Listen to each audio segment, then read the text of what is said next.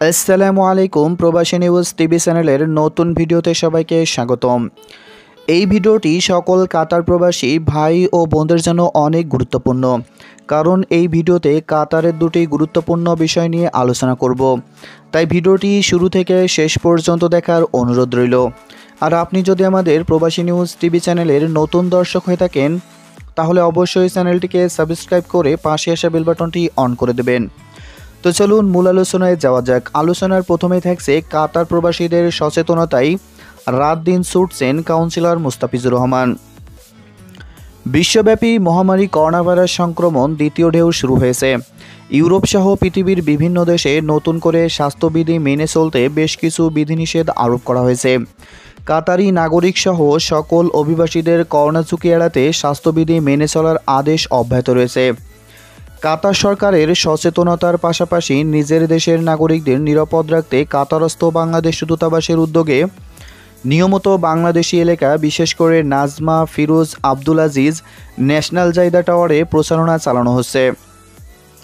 এছাড়া বিন উমরা, আল খোরা, ওয়াকরা শিল্প অঞ্চল, মদিনা খলিফা এলাকায় প্রবাসী বাংলাদেশিদের মধ্যে করোনা সচেতনতা বাড়াতে বাধ্যতামূলক মাস্ক ব্যবহার, যন্ত্রতন্ত্র ভিড় না জমানো, সামাজিক দূরত্ব বজায় রাখা, কাজের সময় ব্যতীত অযথা ঘরের বাইরে বের না হওয়া সহ কাতার সরকারের কোভিড-19 নিয়মকানুন মেনে চলতে প্রবাসীদের অবগত করতে মাঠ পর্যায়ে কাজ করছে দূতাবাস। নিয়মিত কোভিড-19 সচেতনতা প্রচারণার অংশ হিসেবে নাজমা হারাজ মার্কেট সহ আশপাশ এলাকার রোববার সন্ধ্যা রাতে বিশেষ পরিদর্শনে আসেন কাতারস্থ বাংলাদেশ দূতাবাসের শ্রম কাউন্সিলর ডক্টর মুস্তাফিজুর রহমান।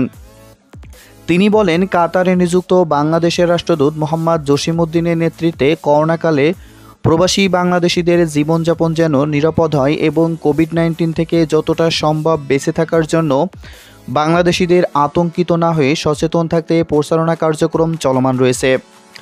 শ্রম কাউন্সিলর বলেন, দিনের সময় অধিকাংশ প্রবাসী তাদের কাজে ব্যস্ত থাকেন, তাই সন্ধ্যায় তাদেরকে স্থানীয় রেস্টুরেন্ট ও তার আশেপাশে জড়ো হতে দেখা যায়।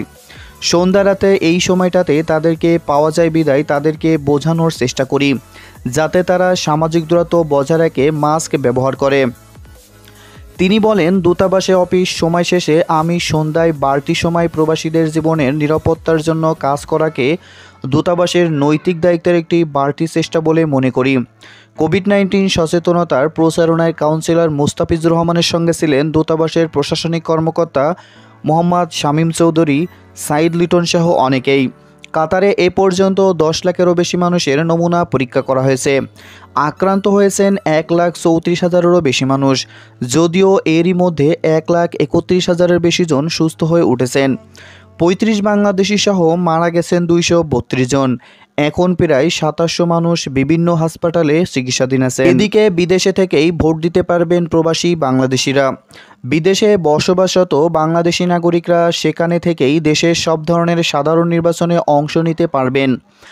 আগামী 5 বছরের মধ্যে কমপক্ষে 40টি দেশে বসবাসকারী প্রবাসী বাংলাদেশিদের জাতীয় পরিচয়পত্র এনআইডি দেওয়ার পরিকল্পনা করছে বলে জানিয়েছেন নির্বাচন কমিশন। কমিশনের এক ঊর্ধ্বতন কর্মকর্তা জানিয়েছেন, শিগগিরই মালয়েশিয়া, সৌদি আরব, সংযুক্ত আরব আমিরাত, কুয়েত, কাতার এবং যুক্তরাজ্যে অবস্থানরত প্রবাসী বাংলাদেশিদের এনআইডি কার্ড চালু করা হবে।